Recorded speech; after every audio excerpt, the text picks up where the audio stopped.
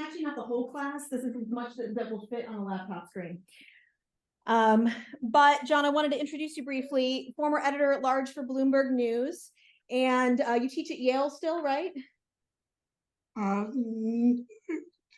Austin. UT Austin, okay, but you did teach at Yale, and we'll be okay with that, right? Everyone, my Bulldogs fans, okay, good. Let's put differences aside for today. That's true. They did beat Alabama. But I would love for you to share your wisdom and expertise. One of the things the students are going to get to do possibly is to do an explainer for Oglethorpe County. So we would just love to know how to do one of those well. Okay. Well, listen. Hi, everybody. Thank you, Dr. Bright. I'm glad to be here with you. Let's see. I'm just gonna jump right in and start sharing my screen. Sounds good. Hopefully you can do it because I've got my settings correct. Okay. Oh, good. It's a new computer. I was worried.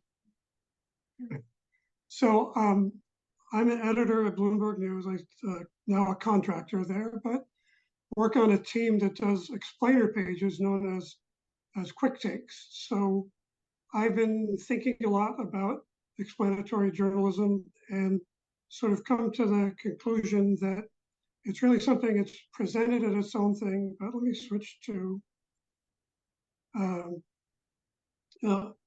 explaining is part of life for all of us, and sort of thinking about who needs to do explanatory journalism and who does do it, and came to the conclusion that really it's everybody. We're all doing it all the time without thinking about it. But my goal here is that maybe we can all do a better job of doing it if we do think about it and think about what goes into it. Because it's like an experience that we've all had is, as you know, we're all writers, but we're all readers. And it's pretty common to like pick up a story and think, okay, I got some of that, but they didn't really take the time to explain everything, or they explained it a little bit. But if I got put up on the witness stand and interrogated, I really wouldn't be able to make my way through that. And it's the same thing when we're writing. It's like you're writing a story and thinking, am I really going to stop and explain this completely? Or am I really able to explain something completely? Because it's not till you write something. Sometimes it's not till you write something that you find out, do I understand this a little bit? Do I understand this a lot? Or am I in that gray area in between?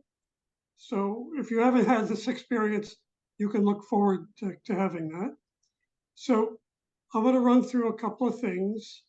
I know time is limited, but just to share a sense of what explanatory journalism is, which means what do we need to explain, and then how do we do it? Because to me, I work on these quick take pages, explainer pages that are standalone, but to me, explanatory journalism should be part of every news story, but it also goes from, a little bit here and a little bit there in a news story to giant projects of the kind that we'll look at with the Pulitzers. And I want to mention that explanatory journalism, I think, is more important than ever because of all the misinformation. And you guys are now in the front lines of the fight against misinformation. And finally, a little concept, if we can get to it, that I think of as the nub. Like I said, the explanatory journalism, explanatory reporting, the concept has been around for a while. The Pulitzers created this category in the 80s.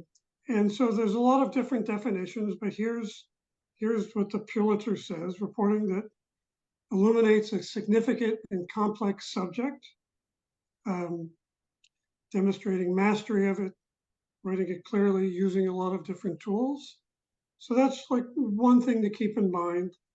And that applies more to what we'll talk about as enterprise, the large scale things, but it's not just for giant Pulitzer winning pieces and series. That I took a look at a little website called the Oglethorpe Echo, where I saw some interesting pieces. And here's a piece about the local school board's tax plans, and it mentions something called the millage rate. And I don't know if the person who wrote this is here with us in the class, but they took they took the time.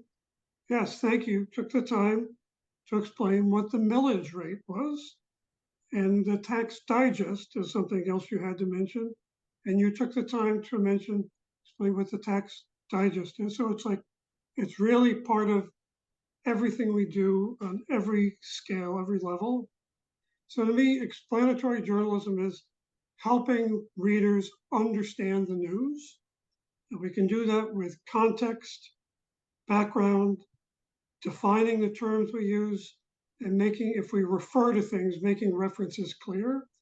And what this lets us do is instead of just throwing information at people, we're giving them what they need to turn that information into knowledge. And so to me, this all begins with a recognition that making things clear is always part of our job. You know, we think about finding the facts, but making things clear is really just as important as finding the facts.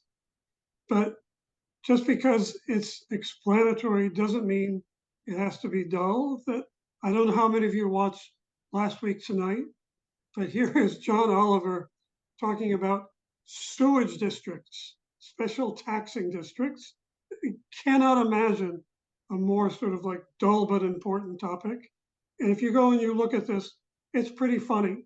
So we can meet our readers' needs, and we can do it in a way that's not just like hitting them over the head with serious stuff. Oh, here we go. Okay, so the first question is, we're going to explain things. What do we need to explain? And the first thing you need to ask yourself when you do it is like, who am I writing for? What's my audience? And because if you have an idea of who your audience is, you'll have some idea of like, they know something about Oglethorpe County. They don't know anything about this, that, or the other thing. And it's funny because I discovered that most journalists just essentially make up a reader they keep in their head. I read an article about this for the Columbia Journalism Review. They talked about the imagined audience, and that's really not a bad way to do it. If you think of this as someone who's very smart, but is not that, but you gauge how familiar or not familiar. But you don't need, doesn't matter if like you're not talking down to them, because it's like somebody who's sharp, but you've got to fill them in about stuff. And this can lead to very different approaches depending on your sense of an audience. Here are two extremes. There was a big story in South Africa, and then the upper left, the ANC, NEC kicks can down the road, Integrity Commission's report on Fala Fala.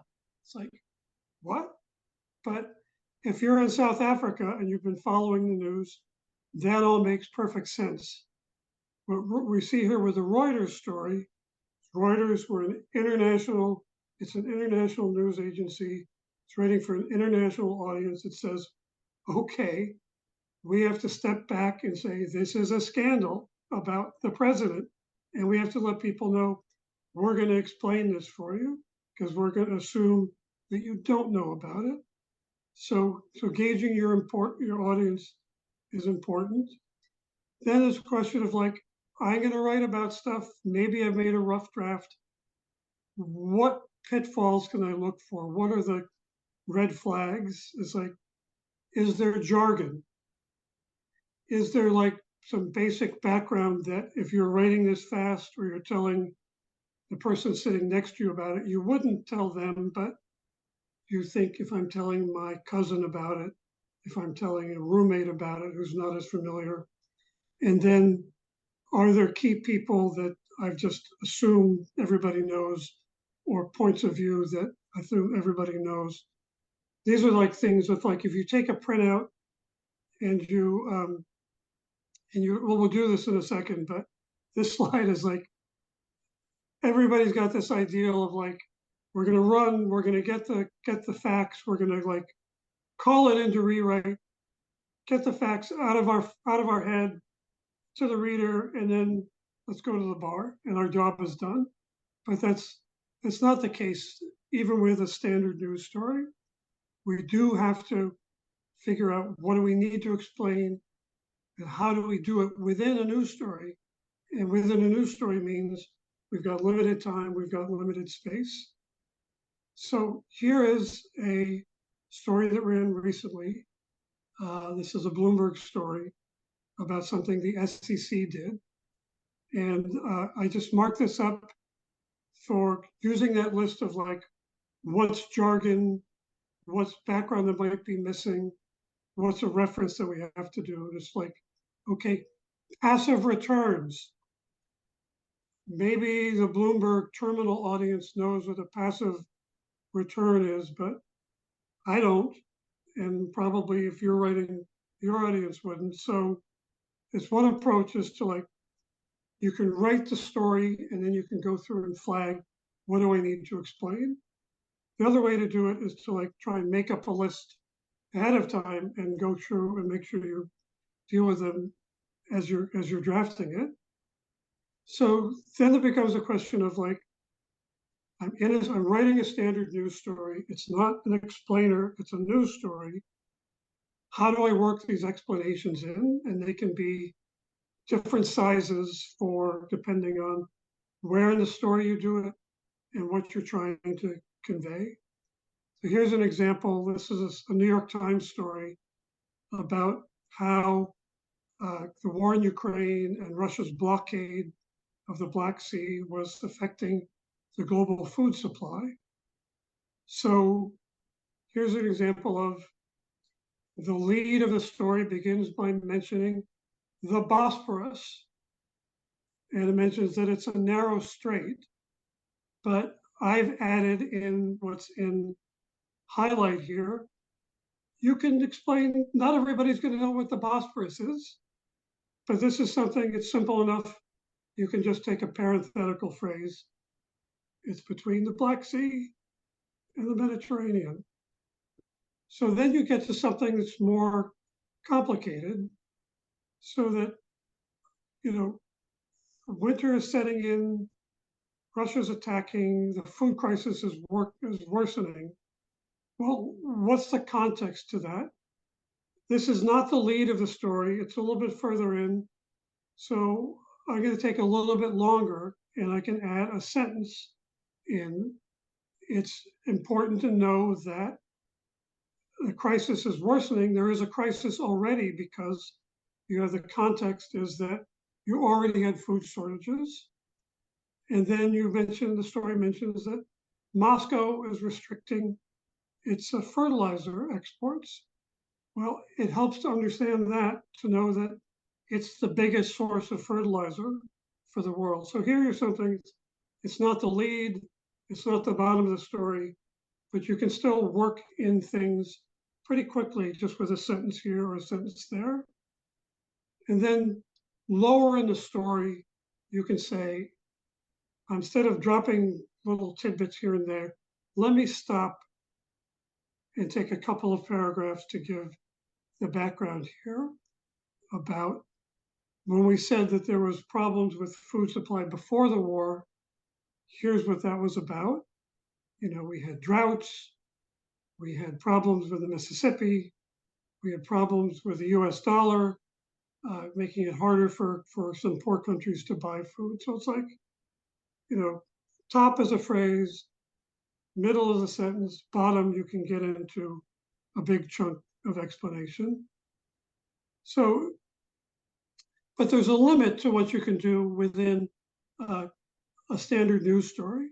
For instance, here's a story about inflation and people wondering about whether we're going to be able to pull off what's called a soft economic landing. So it's a news story. So the lead is about inflation, the new inflation figures, but they take a little time in paragraph 5 to explain what a soft landing is, moderating inflation without big job losses. So that's what the Federal Reserve is trying to do. That's to give some context for a story that's about the newest inflation figures. But if you do a standalone, you can say, this is all about this term, soft landing. It was a throwaway line, phrase in the headline. It was a sentence or two in the news story. But this is something you and your editors might decide, this is a term that's important, it's complicated, it's confusing. We're going to use it a lot. So let's do a standalone piece that's just about that. And as you can see that, even this is a Q&A where it's like 7 or 8 questions, but just in the first question, you're able to do more than you were able to do in the news story. So standalone explainers, they are more and more popular. You look at the New York Times, you look at the Washington Post, you look at Bloomberg, every major news site is doing more and more. Sometimes they label them, sometimes they're just a Q&A, but here's why they do them, that they're very popular. You can follow the traffic figures and they're very popular. They save time for writers. If you're writing a news story and you know there's going to be a standalone explainer, you don't have to explain everything in the news story because you know that's going to be right there. We'll take a look at the packaging, and also that they're very important as everybody works to deal with misinformation. So here's an example of the packaging. So we see more. Here was a Washington Post front page just a couple of days ago, and the lead story is about the FDA decision. And right there is the more coverage, and that's a link to the standalone explainer. I guess I just, what did I do here? Okay. So here is their standalone explainer. And I pulled this up because you have the what to know. This is like an index. It's a list of the questions. And it gives just a sense of like, well, first of all, the most popular format of explainers is Q&As because it's simple, we're used to it. And we as human beings it's the closest thing to a dialogue, which is the basis of how we all communicate. But just like here, the what to know, it's just an example of how much more depth you can get into in this standalone than you could have in the news story where they had to talk about the FDA, the meeting, what the experts had to say, what the situation was before, what the CDC is going to do. So if we think, yay, we like to do standalone explainers, what should we do them on? Well, there are a lot of different things. That if there's a big news story that day, it's more and more in newsrooms, it's a reflex. There's a big story, we have a news story. What are we going to do to add context or explanation to it? Or if it's something you know is going to be a big story, there may be an auto strike later this week. There are going to be a lot of newsrooms where if the auto workers walk out at midnight on Friday, at 12:01 on Friday, they're going to have an explainer about the issues ready to go. Stories with legs, meaning stories that you think are going to run for a while. Again, because the more people write news stories about something, they tend to assume that everybody read all the news stories they already wrote, and they don't need to explain what happened last week or even yesterday. But if a story is going to be around for a while, they're going to be people coming to it fresh every day, people who need that explanation every day. A wheelhouse subject is your newsroom covers a lot of X or Y or Z. At Bloomberg, it's finance, the bond market. We try and do explainers about things in the bond market because we know that's always going to be in the coverage, and always being able to explain the yield curve or the repo market or the treasury market is always going to be useful for somebody. And we get a lot of mileage. You write it once, you use it many times. Buzzwords. We have about 50 crypto related pages on buzzwords because just like that's the classic. It's a field, it's new. It's always, people are always coming up with new buzzwords of DeFi, blockchain. And again, the people in the field know it. Nobody else does. It's a real reader service to be able to do that. And those are usually fun to do. And it can be any kind of thing. This is from the Grady news source that Dr. Bright gave me a link to. What's the deal with 30 to 50 feral hogs? I don't know if you guys remember when that was the thing on Twitter for like 2 or 3 days. But you can explain serious things. You can explain less serious things. In this case, I didn't see a byline here, but the person, it was a clever thing. They took this feral hog, meme, and then they went on to do a serious explainer about in rural areas what the problem is with feral hogs, what it means to farmers, what it means to farmers in Georgia, how much money the Georgia's legislature sets aside for dealing with feral hogs. So anyway, as with John Oliver, you can do things and you can have some fun with them too. There are a lot of different ways to do explainers. As I said, the most common is to do a Q&A.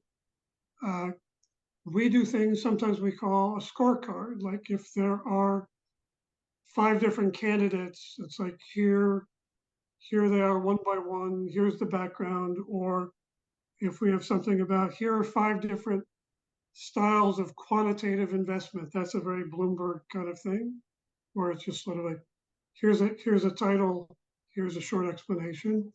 Graphics are almost always inherently explanatory. Lists, a listicle is not an explainer, it's just a list, but you can add information to a list. Videos or podcasts, almost all podcasts are explainers, and they are 2 people having a conversation about something to make it clearer. So that's, again, really what we try and base, what we do is the idea that people like to hear from somebody else and ask questions about something. Or every day people are coming up with new formats. Maybe one of you will come up with one that then we'll steal and then credit you for it. So now let's talk about enterprise explainers, because it sounds like this may be, the explainer you do may be a project within the class. So why do an enterprise explainer? Is that when you take on, when you go to a bigger screen, you really step back, you can dig into a subject in a way you can't in a news story, and you can't even in like an 800-word standalone explainer.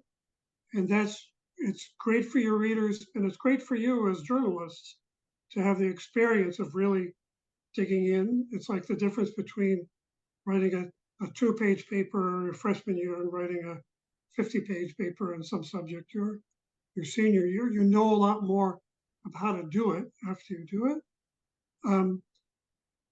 Enterprise explainers that are used over and over again can be like, if you know there's going to be a big debate about voter rights and voter suppression, something that really gets deep into it can help sort of give an anchor to a running story and a policy debate. And then my favorite kind of explainer project is when, let's just skip to, this is, Bloomberg has won one Pulitzer, and it was by Zach for his writing about a particular kind of tax loophole. And Zach was new on the tax beat, and he discovered that there was something called tax inversions that he thought sounded really outrageous. Like, how can they get away with saving corporations, cutting their tax bills by millions of dollars? And he realized every other reporter on the beat knew about it because these were not new. And they weren't writing about them because they'd known about them for years. But when you discover something that the people who are the insiders on the subject know about it, but you don't, and readers don't, it's your opportunity to say, hold on a minute, let's explain how this got to be this way, because it seems nuts if you think about it, but the people who cover it are so used to it, they've stopped realizing how nuts it is. This is a list of the stories Zach did, and this putting here an example of sometimes people decide we're going to do a giant series about such and such, and we're going to cover all these different bases. And it's sort of an enterprise project that the newsroom has decided to put resources into. And then there are kinds where it's just like, it just happens because you do one story and that leads you to another story. And that leads you, somebody says, hey, what about this? And that's how Zach ended up with all these stories, because including here, if you look in the middle, we did a quick take partway through the year, one of our explainer pages, because we realized he's writing all these complicated tax stories, even though it's an explanatory series, it's helped to just like have it, okay, here in 700 words is what you need to know about all these 3,000 word stories. And finally wanted to show that here too, what could be duller than corporate tax loopholes, but he found a way to have one that brought this more to life. He found out that when this loophole was created and first used, the tax lawyers, they made so much money for this, they hired opera singers and threw this huge champagne party where they put on this little opera about how we were so smart and we're saving so much money that isn't going to go to the government anymore.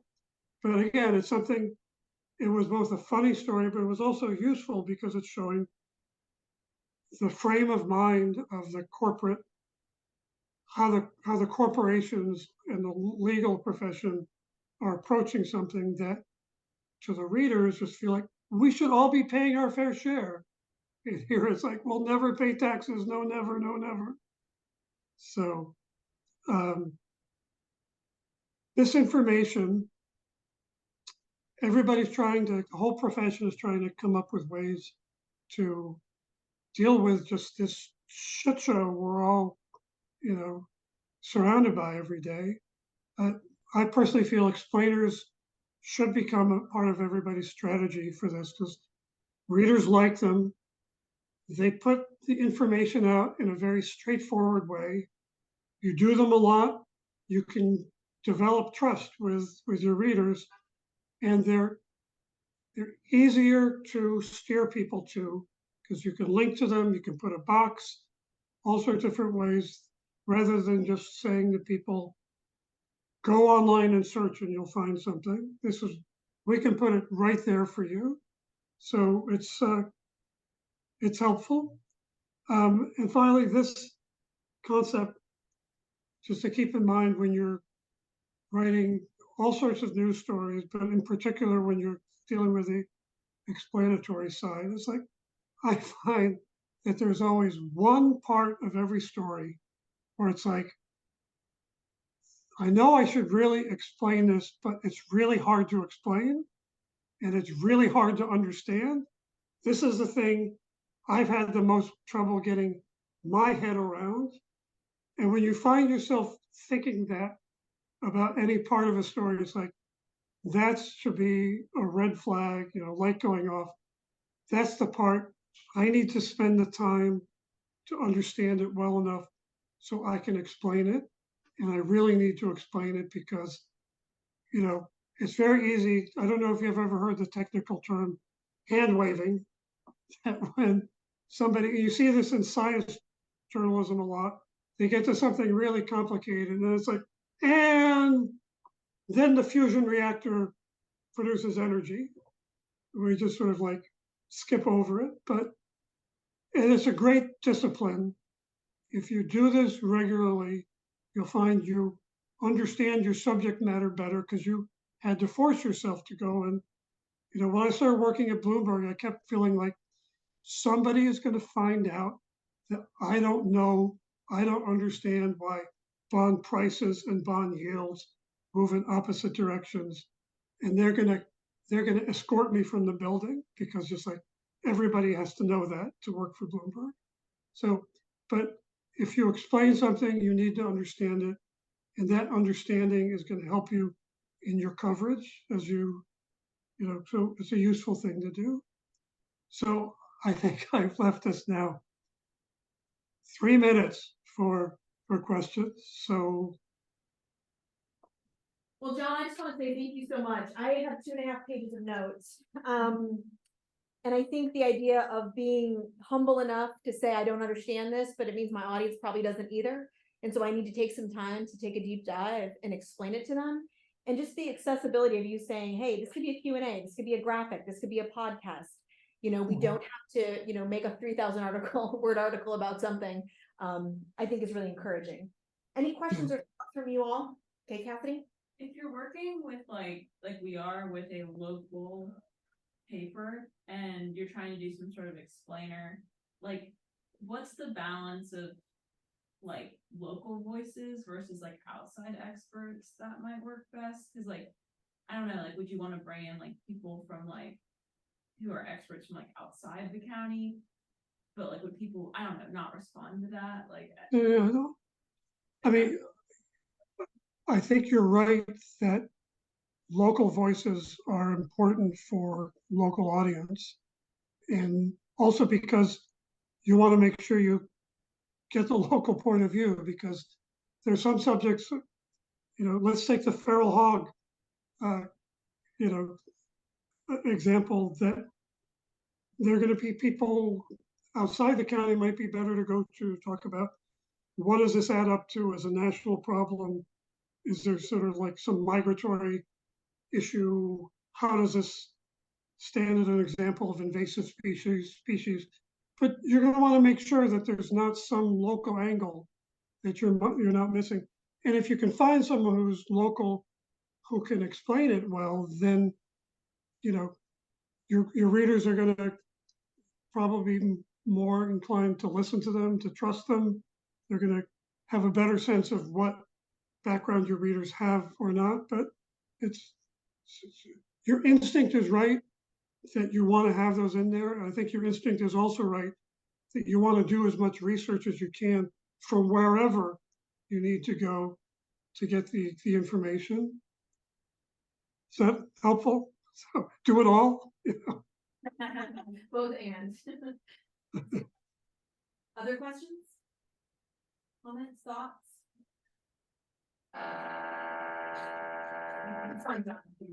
We're constructing a newsroom, John, next door, so apologies for the extra random noise. John, did you have something? No? Okay. Anybody else? Dr. Red and Black, the explainer, is like the best story on the website for like 2 weeks. Okay, so John, one of our reporters, he also works for our independent student news media, and he's saying the metrics support your theories, that it's well read.